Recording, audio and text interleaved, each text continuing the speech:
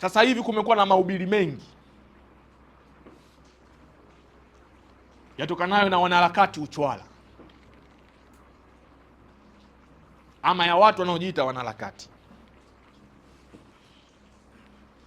Wamekuwa wakituaminisha ziko sababu za msingi zinazoweza kutupelekea sisi Gen Z tukavunja amani ya taifa letu, lakini ukweli huu lazima tuufie, ndugu wasomi wa vyuo na vyuo vikuu.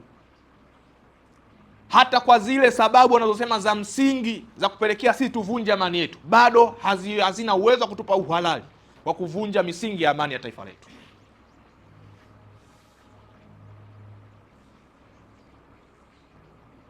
Hapa duniani, jukumu la kwanza Mwenyezi Mungu aliyotupa la kuishi hadi leo hii tunavyozungumza ni kumwabudu na kumtukuza yeye.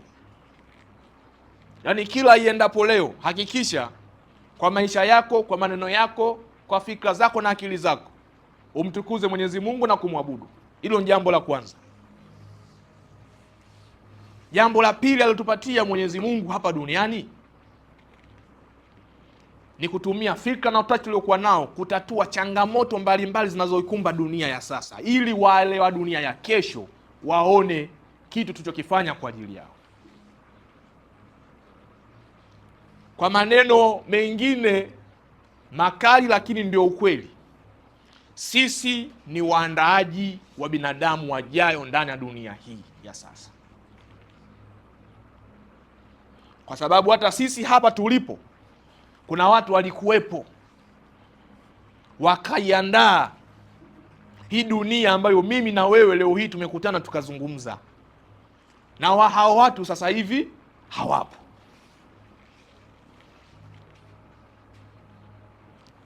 Na hata wale tuandalia dunia hii, na wao dunia yao kuna watu waliandaa,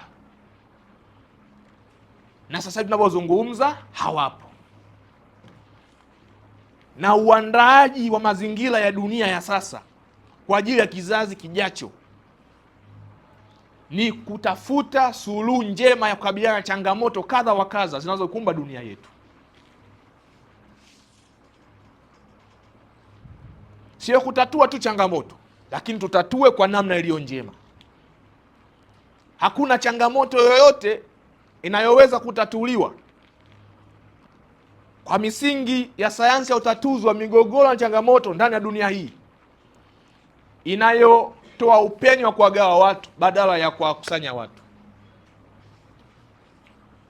Changamoto ni mithili ya ukuta unaohitaji watu wote tulio wengi tuusukume ili uanguke, ila sio tugawanyike, maana wachache hawataweza kusukuma.